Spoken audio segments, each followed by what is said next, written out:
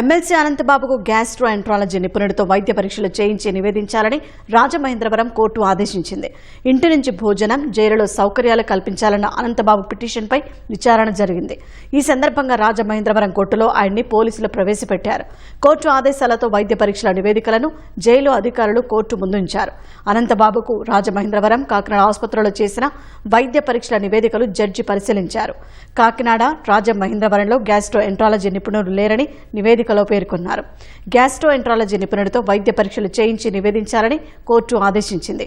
నివేదిక వచ్చాక ఇంటి భోజనం సౌకర్యాలపై నిర్ణయిస్తామని జడ్జి తెలిపారు. సాక్షులను బెదిరించిన కేసులో బెయిల్ ఇవ్వాలన్న అనంతబాబు పిటిషన్పై ఇప్పటికే వాదనలు ముగిశాయి. నిందితుడికి నేర చరిత్ర ఉన్నందున బెయిల్ ఇవ్వొద్దని పీపీ ముప్పాళ్ల సుబ్బారావు కోరారు. బెయిల్ ఇస్తే సాక్షుల భద్రత, విచారణకు ముప్పు అని ముప్పాళ్ల సుబ్బారావు తెలిపారు.